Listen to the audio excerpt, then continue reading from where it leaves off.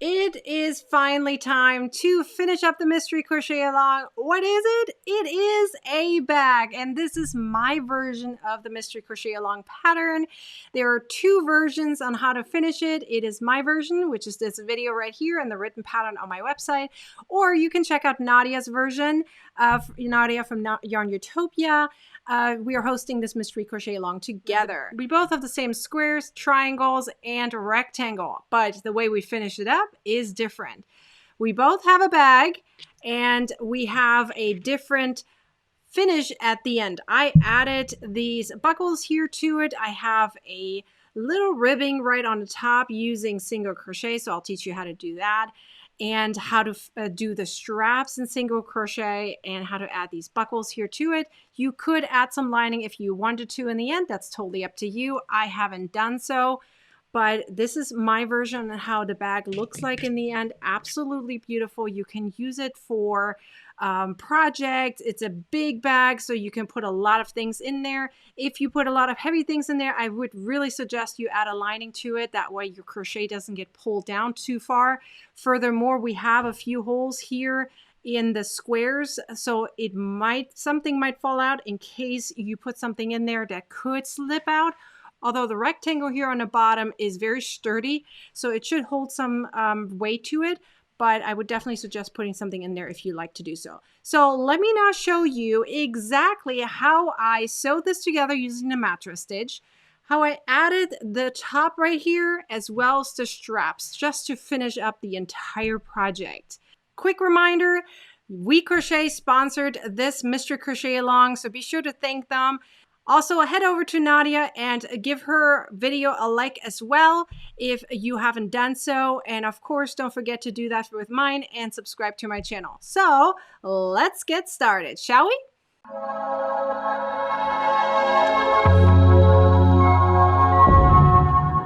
So in order to crochet the bag together, I started out putting my rectangle on the bottom first, and then laying my rectangles around it.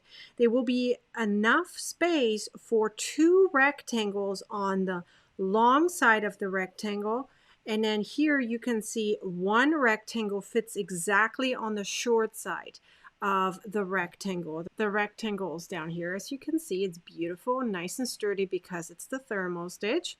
So once you have them laid out, and you can decide whether you want to go with this triangle or this triangle, and you can even mix them up. I decided to stay with one set of the triangles on the bottom and then have the other set of the triangles on the top. And in the middle of it, I have my squares, okay? So what I did is I first sewed on all the triangles on the bottom to the rectangle. Then I added the square, and then at the end I added the triangles. I literally went in a zigzag to sew it on, all using the mattress stitch, which I'm going to show you right now how to do that. As you can see, actually, it doesn't matter what yarn you're using, literally, because you can't see it. I actually used a lot of times this yarn for this area and this area. You don't even see it, which is really cool about the mattress stitch. Okay, so we're going to do that, and then we're going to finish up the bag on the top here. So I have here one part that I have not sewn in yet, so I can show you how the mattress stitch works. So I have here my square and my triangle lined up, and as you can see, they're exactly the same size. We made it that way, so it's easy for you to sew them together or crochet them together. So once you have them lined up, you are going to hold them together. You can pin them together if you like, and then you're going to use your tapestry needle, and you're going to go back and forth between the two on top, and you're going to go through the top of the V's. So you can see both of the V's right here. That's why we have V's all the way around the rectangles and the squares. So here we go. You're going to go, because this is the one I'm coming from the triangle here, we're going to go over here and simply go from one V to another, and you're going to go through it like this. And then you're going to go back over here, and you're going to go through like this. Exactly the same way. You're going literally from one V to the next. Can you see that? How I'm just going to go through it. And then you're going to go back over here. So you're literally going from one V to the nutter, and then you're going to go to the next side and then going to go through it. And then after a while, you're just going to pull here to put them together. As you can see, they line up neatly together. And you're going to do that all the way around until you're done. Once you're done sewing them all together, we're going to work on the border of the bag and then, of course, the straps. So let's do that. Once you have the bag pretty much sewn together, you're then going to add the border. Now, you don't have to, but I feel like it's a really beautiful touch. And I used the same color as the bottom, so that way it's kind of like, you know, it's finished and it feels like it's the same. So it makes a beautiful harmony by having the colors kind of come back together, right? It's not just here on the bottom, but it comes back up here on the top. Okay, so what I did is I simply went all the way around, and since it's just single crochet, I'm not going to show you every single part of it, but it's very, very easy. If you have done exactly the pattern the way we written it down, then you will know that the long edge of this triangle, or even this triangle, both of them exactly the same, the long edge has 24 stitches. So if you go all the way around and you place one single crochet in each stitch all the way through, then you will have 144 stitches. And that's exactly what I did. So I didn't skip anything. It went all the way around and placed single crochets in there. And then you can literally do more rows. You can do less rows, but I did here 1, 2, 3, 4, 5, 6, 7 rows. You can do, 10 rows, whatever you like. You can make it longer, shorter. It's totally up to you. So all I did simply is then just do single crochets. You can even simply just do the waistcoat stitch if you feel like that's what you want. The waistcoat stitch is going to make this part a little thicker and a lot more sturdier. So you choose how you're going to do that. And here, once you finish, I would suggest that you either do the hidden slip stitch or you just do the invisible join, which you can do right here, even though that is made in continuous rounds. So all you're going to do is simply pull out your yarn after your last stitch, and then you're going to pretend it's the same thing as a normal chain or stitch, right? So you're going to go through here, right, from the back to the front. We're pretty much imitating a V, right? That's what we're going to do. So do it like this. And then you're going to go back through here. It's pretty much a V laid on top of a V. So that's what we're trying to do, right? If you would have not continuous rounds, you would just simply, join them together. And then you're just going to go back through the top where you came from. I know this is a dark yarn, so it might be very hard to see, but you can see I came out of here, went through underneath, and now I'm going to go back in, right? But going underneath the back loop, okay? So like so. So that I'm imitating the V that was underneath. And now all I'm going to do is weave in my yarn. I like splitting the yarn here as I'm going through the stitches. Not super tight because I don't want the V to be up here too tight. And then I like going in, doing zigzags kind of back and forth in the back here. You can do it as many times as you wish. But I like kind of splitting the yarn here in between. You can even split your own yarn like so. Makes it a lot more sturdier. There we go. I just like doing it one more time. So you can see here I'm splitting my own yarn before I weave in and splitting more yarn as I go through. And then all you have to do is cut your yarn and you're good to go on that part. There we go. And then you finished the top like so. So these are just single crochets. You can do waistcoat stitch if you like. It's a lot more sturdier, but I wanted to do the single crochet. So now in order to finish up the bag completely, you're going to need some handles. So you can simply make some straps and just sew them on. So what I did is I ordered some of these from Amazon, and I'm going to link them down below so you can grab them yourself. You can also grab similar versions at the local yarn shop, from Michael's, Joann's, wherever. It doesn't have to be the exact same kind. So one of these here is slightly over 2 inches. So the inside part of it is about 2 inches.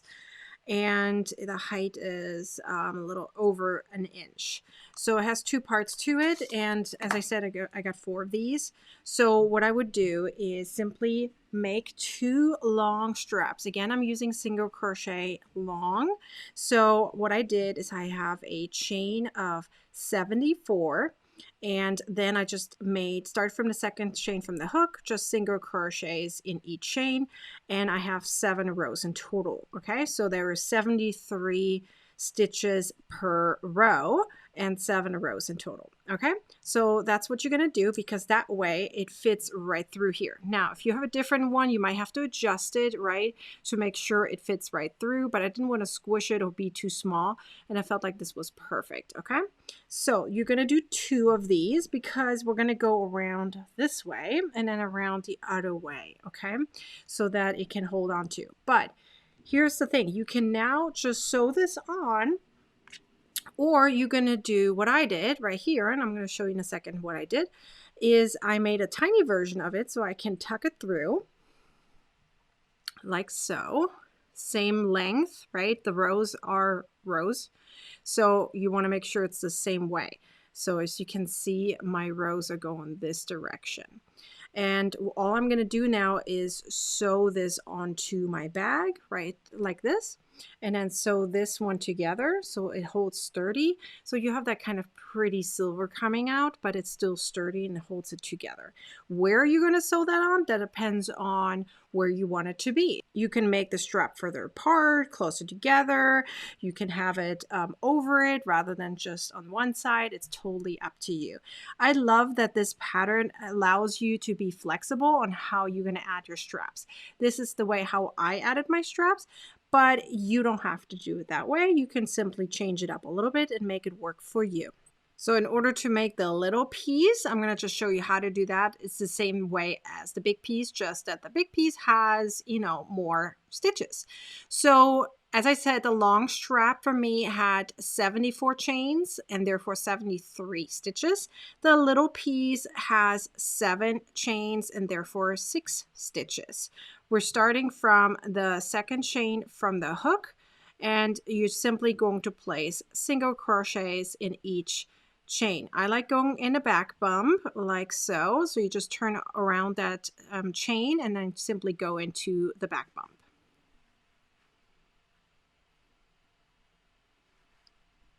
And then you're simply going to place 7 rows in total of single crochet. So in each stitch is just 1 single crochet every row. So there's, as I said, 6 stitches per row. If you have the long one, it's going to be 73 per row and 7 rows in total for every single one of these. So you're going to need 4 of these small ones, and you're going to need 2 of the big straps. Okay, so I'm going to finish these up and then I'm going to show you how to sew it all on. So in order to attach this buckle now with the back strap as well as the little closure right here, you simply just need to sew them on. So I have this one attached right here, right, and that one attached on the top, so it slides a little bit back and forth, but that is totally fine. It is normal because this is metal, right? You could have also woven this through, however you wanted to do this. Again, you don't have to do this. You can also just sew this onto the back directly if you don't want to use this little thing. Okay, so let me show you on the other side now. So what I did is I have here my yarn. I have here my little buckle. So you're going to place this through like so. Push this through here and kind of bend it over just slightly. Okay, that's all you got to do. And now you're just going to sew this through, and how you're going to sew it is totally up to you. I kind of like going back and forth as if you were, normally sew something together.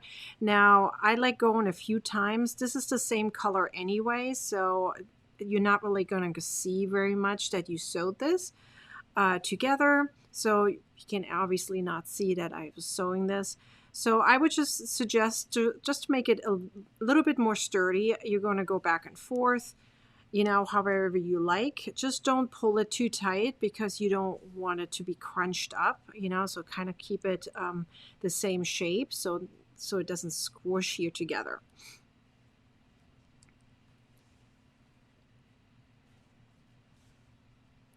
Once you're done so, you can then just start weaving a little bit. I like kind of making a little bit of a small knot here, kind of in the middle. It's in the back anyway, so you won't be able to see too much.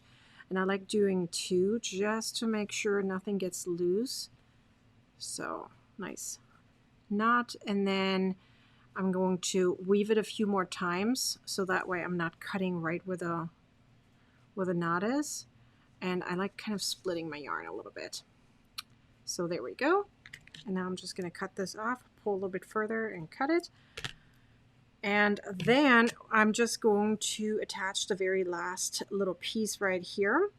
So you're going to take your piece, you're going to make it so that the lines are like the rows are lining up, right? Let me move this over slightly. So you're going to now place this through here in case you're using this and fold it over like so. So you just have it like a U, right?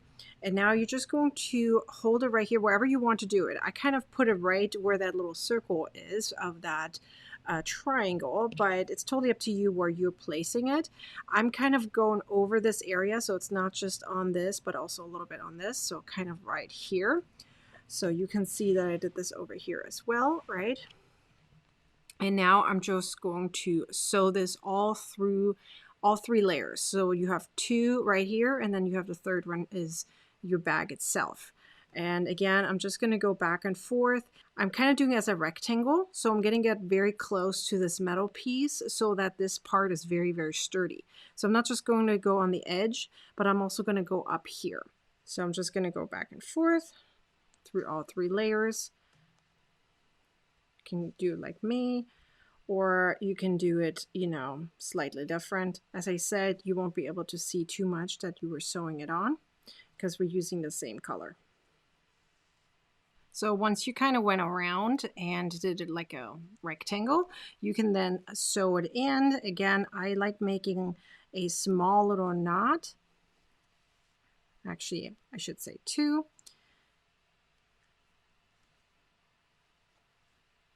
Like so. You can't really see that anyways because then afterwards I'm going to weave it through again a few times. Again, trying to split the yarn at the same time so that way it really does not get loose. And there we go.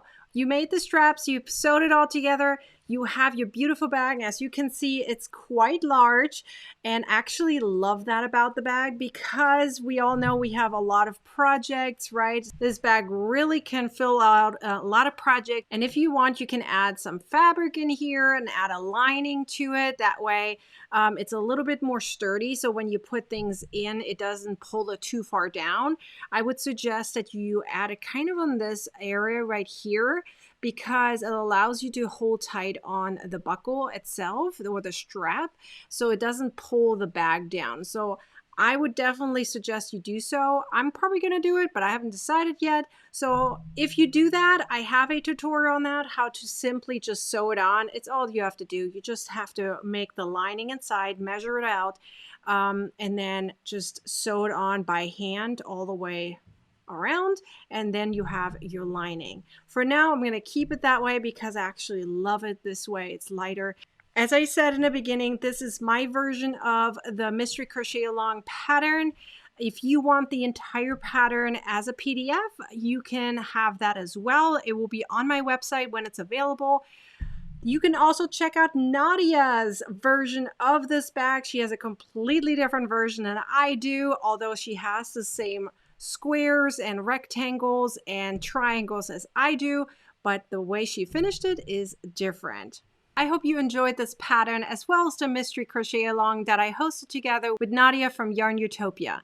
This Mystery Crochet Along was sponsored by We Crochet. Thank you for doing that. I really appreciate you all. And be sure to like, comment, and share this video, and subscribe to my YouTube channel and turn on the bell to get a notification the next time I publish a new video. I hope to see you then. Bye!